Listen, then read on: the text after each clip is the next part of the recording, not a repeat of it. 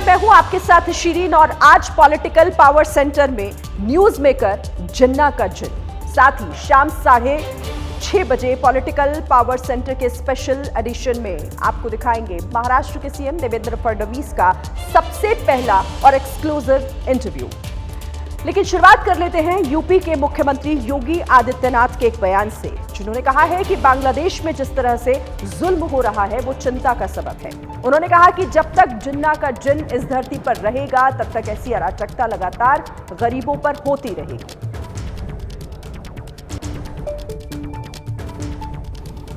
बांग्लादेश में जो कुछ हो रहा है वो किसी से छुपा हुआ नहीं। पाकिस्तान में इससे पहले जो कुछ हुआ वो किसी से छुपा हुआ नहीं। आखिर ननकाना साहब हम सबसे कब तक दूर रहेगा? और क्यों नहीं ये अधिकार वापस हमें मिलना चाहिए। अगर यह सूझबूझ 1947 में दिखाई होती तो संभवतः मगर कीर्तन यात्रा में आने वाला व्यवधान वहां पर नहीं देखने को मिलता। इतिहास की उन गलतियों की परिमार्जन का अवसर इतिहास हमें दे रहा है और मुझे लगता है कि उस परिमार्जन के लिए हम सबको अपने आप को तैयार करना होगा। एकजुट होकर के सब मिलकर के इस अभियान का हिस्सा बने। उन लोगों से सावधान होने की आवश्यकता है जो हिंदू और सिखों के बीच में खाई पैदा करना चाहते हैं, अनावश्यक रूप से इतिहास को तोड़ मरोड़ करके प्रस्तुत करने का प्रयास कर रहे हैं। उत्तर प्रदेश के मुख्यमंत्री योगी आदित्यनाथ ने एक बार फिर बांग्लादेश में हिंदुओं पर हो रहे अत्याचार का मुद्दा उठाया है। सीएम योगी ने बांग्लादेश का जिक्र करते हुए कहा कि वहां पर हिंदुओं को मारा जा रहा है, उनको लूटा जा रहा है। उन्होंने कहा कि जिन्ना का जिन जब तक इस धरती पर रहेगा तब तक ऐसी अराजकता होती रहेगी। कि जिन्ना का जिन जब तक इस धरती पर रहेगा तब तक इस प्रकार की अराजकता लगातार डसती रहेगी, गरीबों को, वंचितों को, शोषितों को। योगी लगातार बांग्लादेश के मुद्दे पर मुखर हैं। कल भी उन्होंने बांग्लादेश का जिक्र करते हुए कहा था कि बाबर के एक सिपहसालार ने 500 साल पहले जो अयोध्या में किया था, संभल में किया, और जो काम आज बांग्लादेश में हो रहा है, तीनों का डीएनए एक है। 500 वर्ष पहले बाबर के एक सिपहसालार ने जो काम अयोध्या में किया था, जो काम संभल में किया था, और जो काम आज बांग्लादेश के अंदर हो रहा है, तीनों की प्रकृति, तीनों का डीएनए एक जैसा है। योगी का बयान भले ही बांग्लादेश को लेकर दिया गया हो, लेकिन विपक्ष ने इसे लेकर निशाना साधा है। जो भारतीय जनता पार्टी उनके नेता जिन्ना की मजार पे जाके आंसू बहाते रहे हों, उनको आज जिन्ना भी याद आ रहे हैं, जिन्ना का जिन याद आ रहा है। बाबा साहब भीमराव अंबेडकर के परिनिर्वाण दिवस के मौके पर योगी के दिए हुए इस बयान के कई समीकरण निकाले जा रहे हैं। योगी ने दलितों को वोट बैंक की तरह इस्तेमाल करने वालों पर भी सियासत के बाण छोड़ दिए हैं। और इसी बीच एक बड़ी खबर, हिंदुओं पर हो रहे अत्याचार के बीच विदेश सचिव 9 दिसंबर को बांग्लादेश दौरे पर जाएंगे। तो विदेश सचिव का दौरा 9 दिसंबर को बांग्लादेश जाएंगे विदेश सचिव। जिस तरीके से बांग्लादेश में हिंदुओं के खिलाफ अत्याचार हो रहे हैं और उसके बीच ये दौरा विदेश सचिव का काफी महत्वपूर्ण हो जाता है। इस पर और ज्यादा जानकारी के साथ हमारे सहयोगी विशाल पांडे हमारे साथ जुड़ गए। विशाल, क्या है और जानकारी विदेश सचिव के इस दौरे से जुड़ी हुई? देखिए शीरीन, विदेश सचिव का यह दौरा पहले से प्लान्ड माना जा रहा है। फॉरेन ऑफिस कंसल्टेशन के तहत ये दौरा हो रहा है, जिसमें जिस भी देश के साथ इस तरह की मीटिंग होती है उसमें देश के साथ द्विपक्षीय मुद्दों पर वहां से जुड़े और जो तमाम मुद्दे होते हैं, पॉलिटिकल मुद्दे हों, सिक्योरिटी से जुड़े मुद्दे हों, ट्रेड से जुड़े मुद्दे हों, इन सभी मुद्दों पर बातचीत होती है। हालांकि इस दौरे को मौजूदा हालात से बिल्कुल जोड़कर नहीं देखना चाहिए, क्योंकि ये दौरा पहले से ही तय था। लेकिन जब ऐसे समय में विदेश सचिव का यह दौरा हो रहा है तो जाहिर तौर पर भारत अपनी चिंताएं इस दौरे के दौरान व्यक्त कर सकता है। जिस तरह से अल्पसंख्यकों पर बांग्लादेश में अत्याचार हो रहा है, उस मुद्दे को भारत लगातार उठाता रहा है और भारत से कहता रहा है कि जो फिजिकल प्रक्रिया है, संवैधानिक प्रक्रिया है, उसका पालन किया जाना चाहिए। और इन्हीं सब के बीच में भारत के विदेश सचिव 9 दिसंबर को फॉरेन ऑफिस कंसल्टेशन के तहत दौरा करेंगे और बांग्लादेश के जो उनके समकक्ष है उनके साथ उनकी मुलाकात। ठीक है, बहुत शुक्रिया आपका विशाल इस तमाम जानकारी के लिए। चलिए आगे बढ़ते हैं, बात अब पार्लियामेंट की करेंगे जहां एक और कैश कांड हो गया जिसे लेकर सत्ता पक्ष और विपक्ष के बीच सियासी घमासान छिड़ गया है। कांग्रेस सांसद अभिषेक मनु सिंघवी सफाई दे रहे हैं तो बीजेपी इस पर गंभीर आरोप लगा रही है।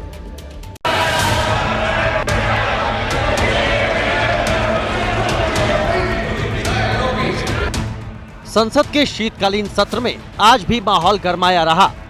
राज्यसभा की सीट नंबर 222 पर नोटों की गड्डी मिलने से सत्ता पक्ष और विपक्ष के बीच जमकर बहस हो गई। नोट मिले, कल पता नहीं उस तरफ क्या क्या और चीजें मिल सकती है।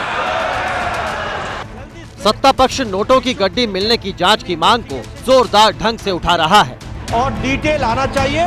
साथ ही साथ इस घटना को कंडेम सभी लोगों को करना चाहिए, इधर के पक्ष को भी उधर के पक्ष को भी। बहुत ही असाधारण घटना है, ये सदन की गरिमा पर एक चोट है।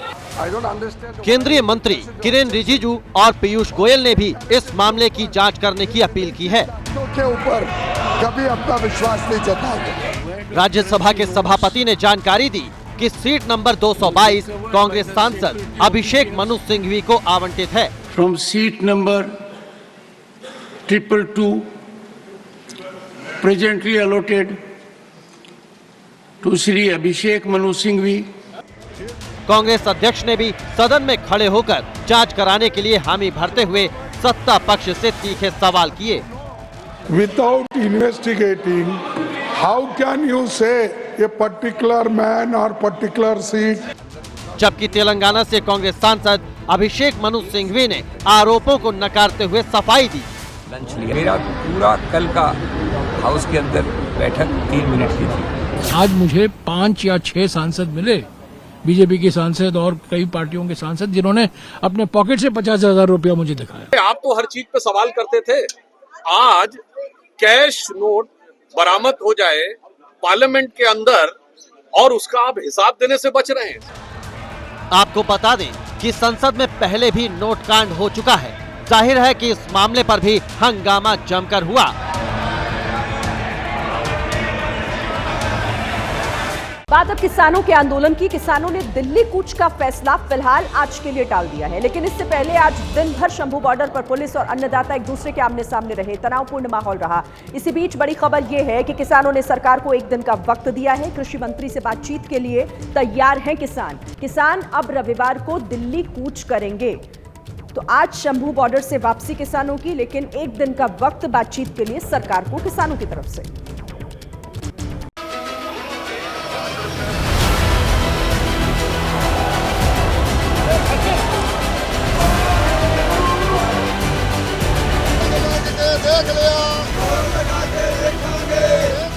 आज एक बार फिर किसान दिल्ली कूच के लिए अड़े रहे, लेकिन इस बार दिल्ली गाजीपुर बॉर्डर से दूर शंभू बॉर्डर से दिल्ली दाखिल होने की कोशिश होती रही।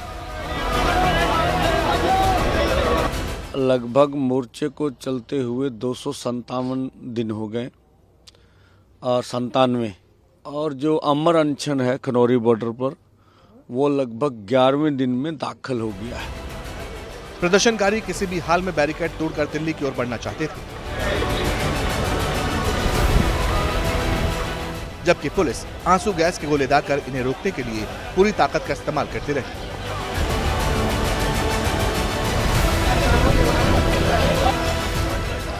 पुलिस ने आज सुरक्षा व्यवस्था का अचूक प्रबंध किया हुआ था। हालांकि हालात तनावपूर्ण भी दिखाई दिए।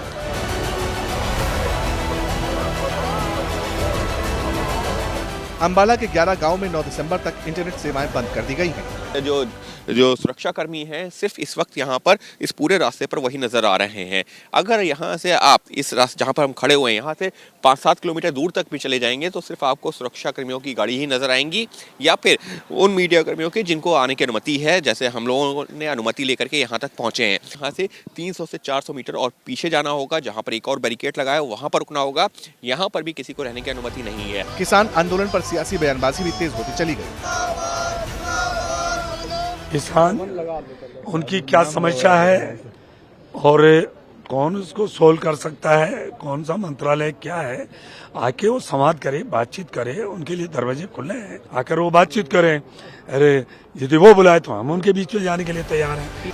जहां शंभू बॉर्डर पर किसान अड़े हुए थे, वहीं राज्यसभा के सभापति जगदीप धनखड़ ने सदन में कृषि मंत्री शिवराज सिंह चौहान की जमकर तारीफ की कि जिस आदमी की पहचान देश में लाडले के नाम से थी वो किसान का लाडला होगा और मैं पूरी तरह आशावान हूं और ऊर्जावान मंत्री अपने नाम के अनुरूप शिवराज ये कर दिखाएंगे।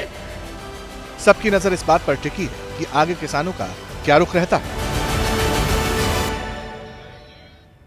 बात अब पटना की, जहां छात्र परीक्षा में नॉर्मलाइजेशन के खिलाफ सड़कों पर उतर आए और बिहार लोक सेवा आयोग कार्यालय के सामने विरोध प्रदर्शन करने लगे। पुलिस ने इस दौरान जमकर लाठीचार्ज भी कर दिया।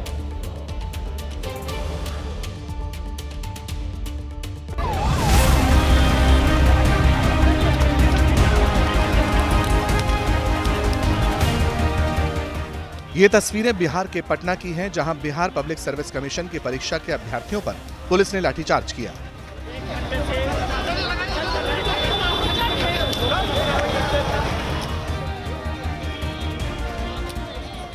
छात्र बीपीएससी के बाहर प्रदर्शन कर रहे थे, लेकिन हालात काबू करने की कोशिश में इन अभ्यर्थियों को पुलिस ने खदेड़ दिया।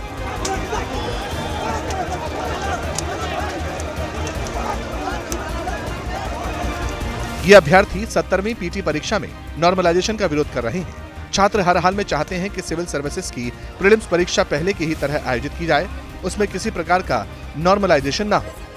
एक सेट में प्रश्न पत्र हो, ये चाहते हैं? बिल्कुल चाहते हैं सर। वन डे एग्जाम हो, वन टाइमिंग हो। हम लोग का ये है कि नॉर्मलाइजेशन को खत्म कर दिया जाए, एक शिफ्ट एक पेपर हो और लगातार बीपीएससी की तरफ से हम लोग झांसा दिया जा रहा है, बच्चों के साथ खिलवाड़ किया जा रहा है। नॉर्मलाइजेशन में ये होगा सर, इसमें कौन योग्य है और कौन अयोग्य नहीं, इसमें सबसे पहले क्लियर नहीं हो पाएगा। पटना के मशहूर शिक्षक खान सर भी प्रदर्शन के दौरान छात्रों के बीच पहुंचे हुए थे। एबीपी न्यूज से बातचीत में उन्होंने कहा कि जब तक नॉर्मलाइजेशन खत्म नहीं होगा तब तक आंदोलन चलेगा। आयोग को हर हाल में कैसे भी नॉर्मलाइजेशन रद्द करना पड़ेगा। बिना रद्द कराए नॉर्मलाइजेशन लोग पे लाठीचार्ज भी हुआ। लाठीचार्ज करने प्रशासन से हाथ जोड़ते हैं, हमारे पे लाठीचार्ज कीजिए, जेल डालिए। हम बिना नॉर्मलाइजेशन रद्द कराए वापस लौटने वाले नहीं।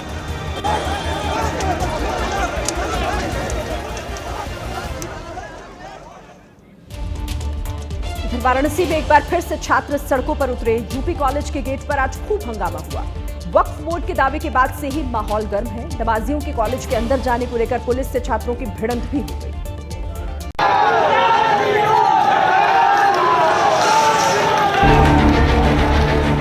वाराणसी के 115 साल पुराने उदय प्रताप कॉलेज को वक्फ बोर्ड की संपत्ति होने के दावे को लेकर छात्र गुस्से में हैं। आज भारी संख्या में छात्र यूपी कॉलेज के मुख्य गेट पर पहुंचे, नारे लगाने शुरू कर दिए।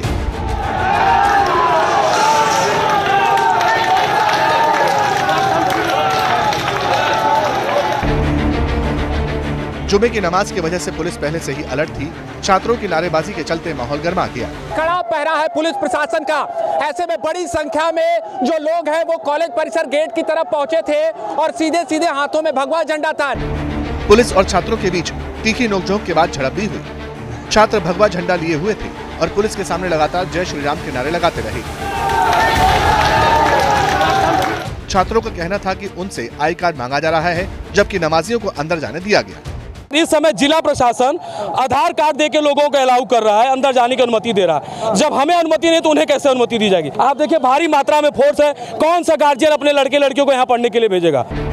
छात्रों को रोकने के लिए पुलिस ने पूरा इंतजाम कर रखा था। 3 तरफ से बैरिकेडिंग की गई और हर तरफ LIU मुस्तैद दिखी।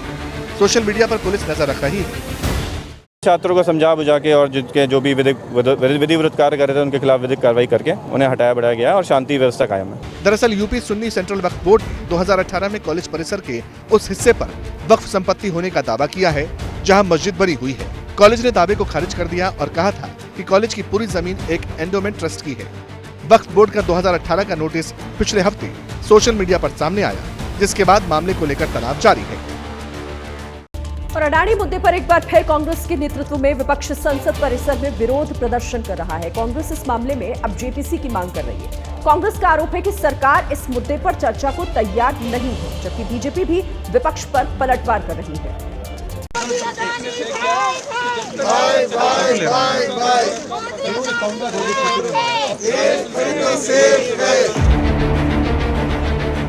संसद के शीतकालीन सत्र के 9वें दिन शुक्रवार को जमकर बवाल हुआ।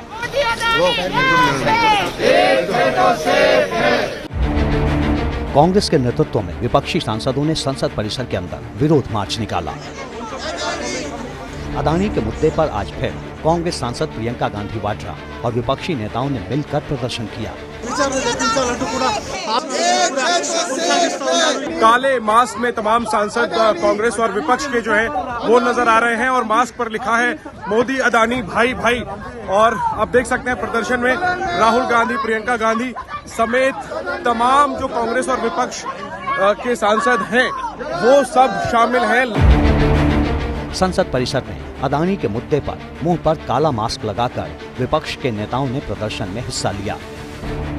प्रियंका गांधी वाड्रा सत्ता पक्ष से सवाल कर रही हैं कि आखिर अडानी पर संसद में क्यों चर्चा नहीं कराई जा रही है।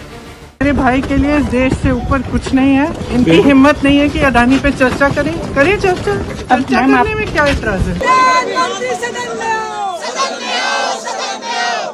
बता दें कि अडानी मामले पर कांग्रेस ने गुरुवार को भी संसद के अंदर और बाहर एक ब्लैक शो किया था।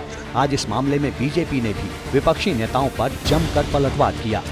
हताश और निराश जो है वो खानदान है, उनको भी अच्छी तरह मालूम है कि ये इतने दिनों से इस चीज़ों को ये करते रहे हैं। हर 2 महीने 4 महीने में इस तरह के फेक फैब्रिकेटेड जो है वो किस्से कहानियाँ गढ़ते रहे हैं और हर किस्सा कहानी अपनी ही जो है वो मौत मरता रहा है।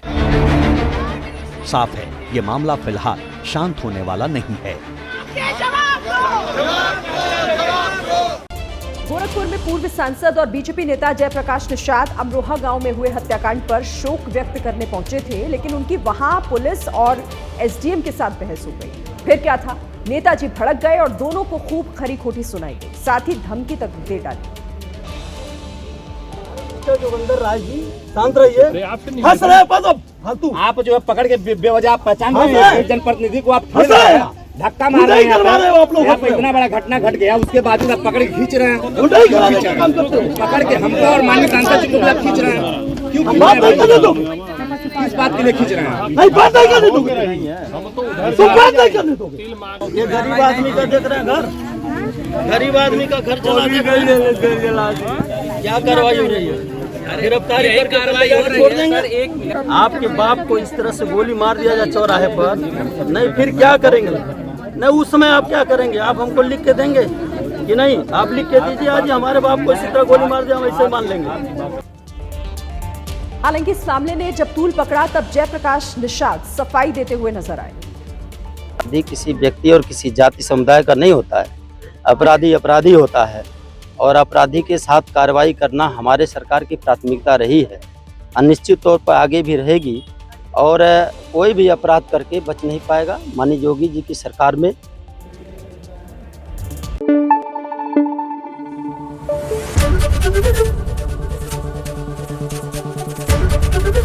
एबीपी न्यूज आपको रखे आगे।